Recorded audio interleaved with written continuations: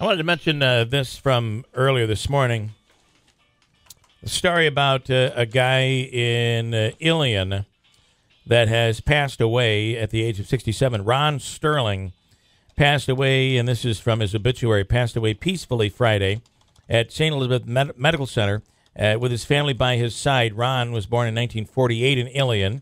And I got to tell you that Ron, if you know, Ron is the guy that did Holidays, first with the Marine Corps League down there in Ilion, but then went off on his own after something that went on there.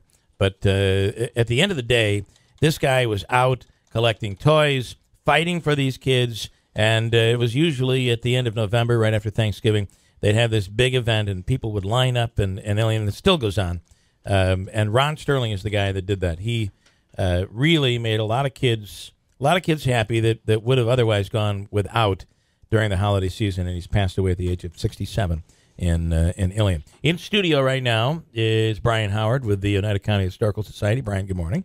Good morning. Glad to be here. What's going on in history? What's coming up at the Historical Society? Well, we've got a full slate of programs coming up in March. It's our Ethnic Heritage Series, and every weekend, Saturdays at 1 o'clock, we have special programs that highlight different parts of Oneida County's ethnic heritage.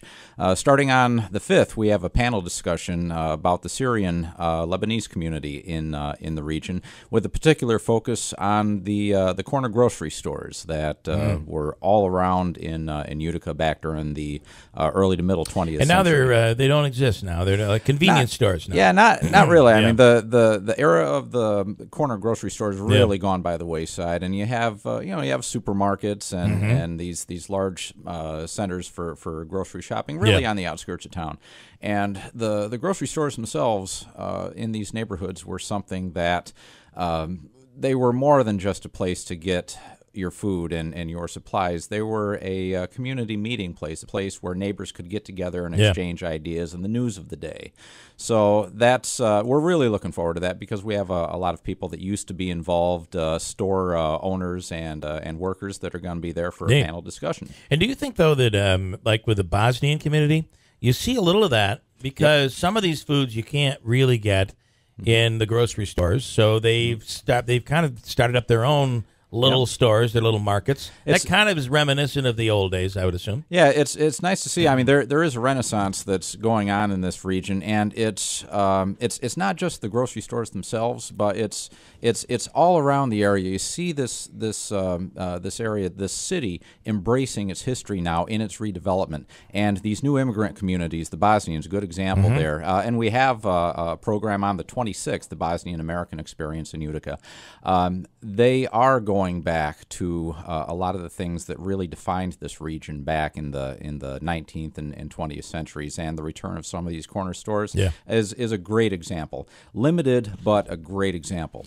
So when you look back on, and I've been kind of doing my own little research recently, when you look back on the history of the area and history of Oneida County, and let's say that all of this takes off. I mean, a lot is happening right now. Sure. There's a great deal of investment in nanotechnology, the stuff that's going on out at Griffiths. There's a lot happening, and some believe that this could be we're not going to really go back to where we were, but maybe end up being far greater than we were back in the 60s and 70s. When you look back through history, what was the greatest time for Oneida County? Was it the 50s? Well, it depends on how you define great. This area's, the city of Utica, for example, its population peaked, I think, in 1930, right after the stock market crash. There was like 102,000 in the city, and the population began a long, gradual decline from that time. Because you look back on I've seen some old documents, and, these are 1930s, 40s,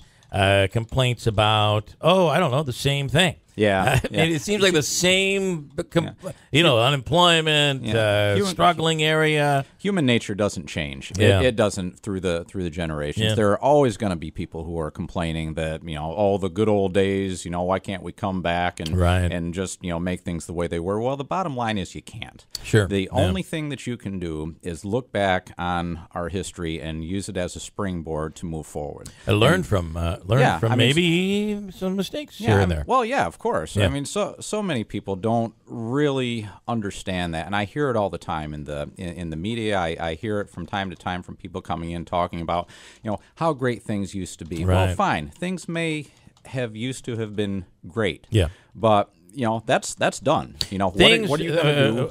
Things ain't the way they used to be. My favorite quote in the world: "Things ain't the way they used to be, and probably never were." No, but it's great to see again this area embracing that past, embracing all of the good things about this region's past in the redevelopment of Oneida County. Yeah. And I am pleased to be in a position to provide that type of information to people who have bought buildings downtown, people who are getting involved in the nanotechnology initiative. Just all of these people are coming to. Do you think we are on the verge of becoming greater than we ever were? That's a stretch. This region at one time was one of the world's, not just the country, the world's leading producers of textiles.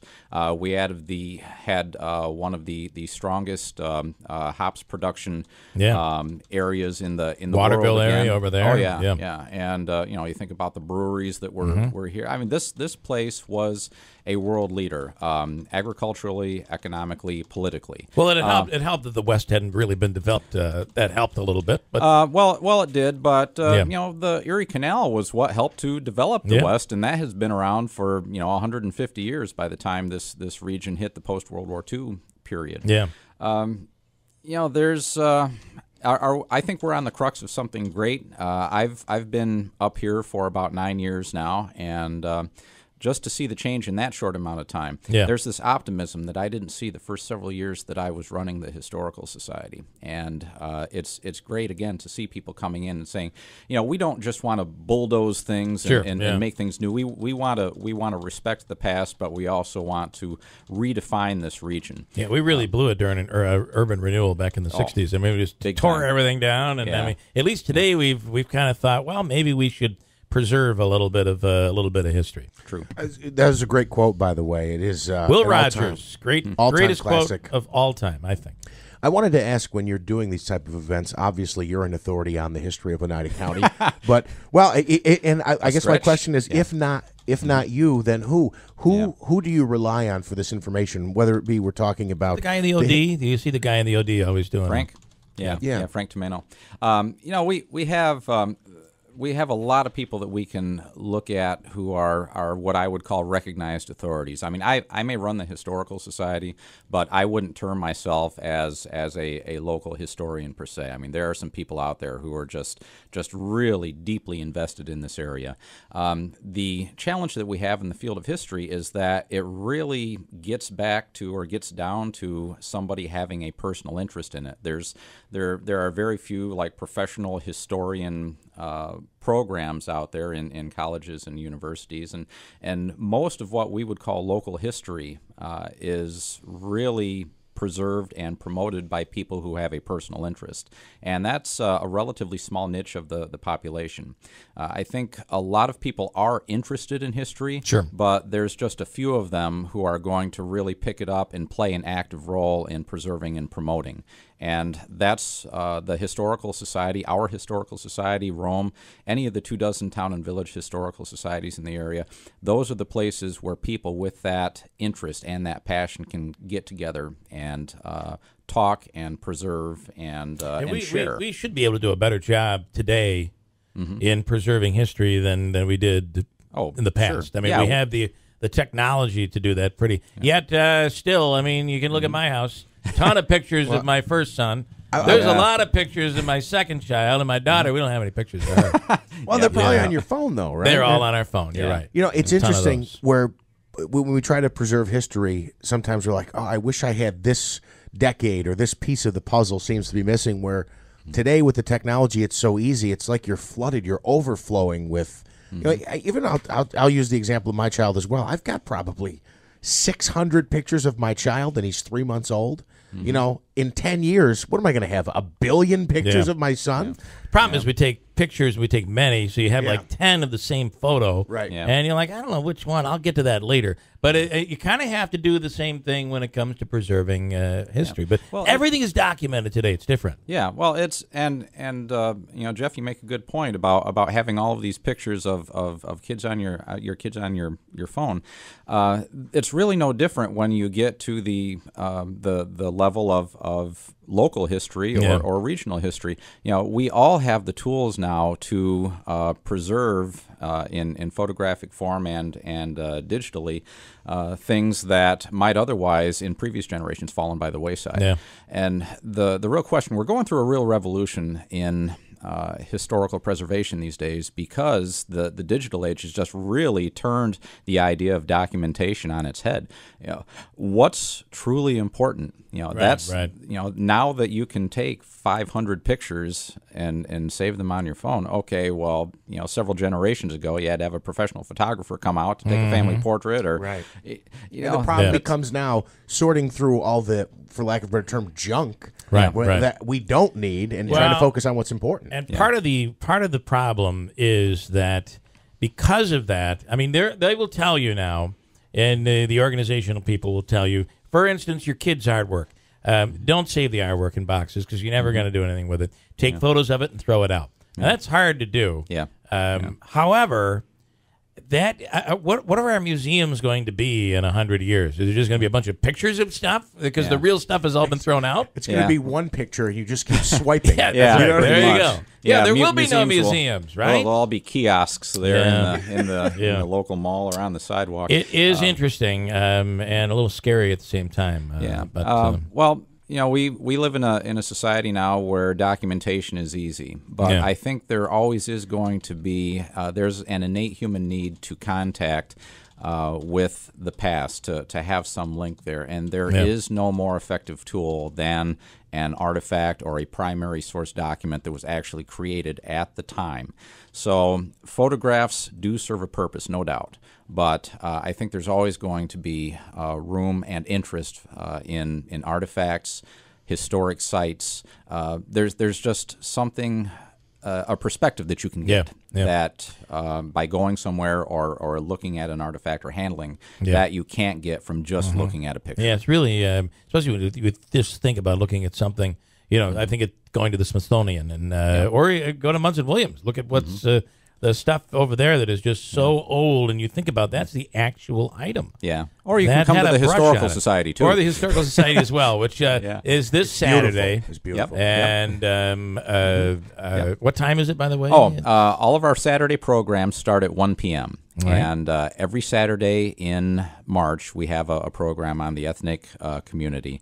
Take a look at the Society's website, oneidacountyhistory.org. Take a look at our Facebook page. You'll get all of the details about our programs and our other activities. And will history show that Donald Trump becomes president? What do you think? Oh, you really don't want to get me going on that. I try not to talk politics. I'm a little too biased, hysterical. though. Yeah. I thought I'd slip that right in there for you. All right, Historical Society, check it out. And I mentioned Munson Williams, but you have a lot of history right there, and people should get over and then the photographs too. Sure. It's really something that it's what's preserving our history. Pretty awesome. Thanks, Bill. All right, thanks so much. Quick break. Come right back. There's a rock and roll. It's a rock music. And it's crazy. It's sex, drug, rock, and roll all over the place on this HBO series called Vinyl. And Tim Reed from the Boilermaker is a huge fan. Rick Lewis is a huge fan. And our own Jim Rondinelli, big fan. I'm watching it as well. We're going to talk about that coming up on WIBX.